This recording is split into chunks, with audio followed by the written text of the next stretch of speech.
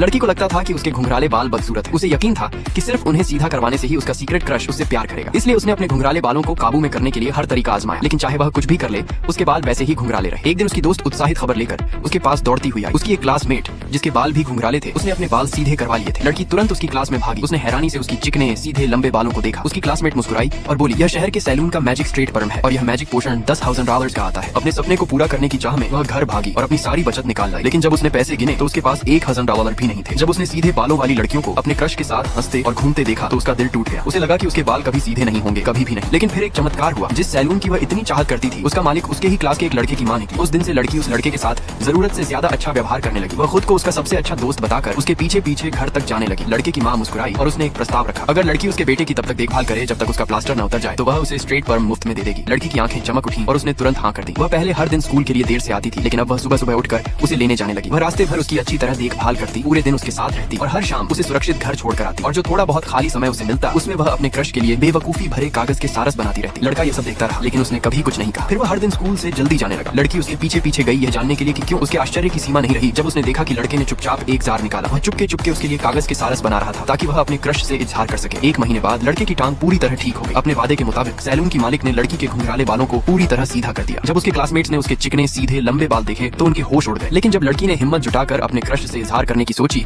तो उसके दिमाग में सिर्फ वही लड़का था जिसकी वह देखभाल कर रही थी। धीरे धीरे उन दिनों में उसकी देखभाल करते करते वह उसी से प्यार करने लगी थी। अगले दिन लड़की स्कूल जा रही थी। उसके मन में यही सवाल घूम रहा था कि क्या वह लड़का भी उसे पसंद करता है। तभी अचानक एक छोटा टेडी बियर उसके सामने आया और उसे एक गिफ्ट थमा दिया। जब उसने उसे खोला और वह मैजिक ऑनर देखा जिसकी उसे हमेशा से चाहत थी, उसका दिल खुशी से भर गया। उसे उसी पल समझ आ गया कि उस टेडी बियर की पोशाक के अंदर वही लड़का था।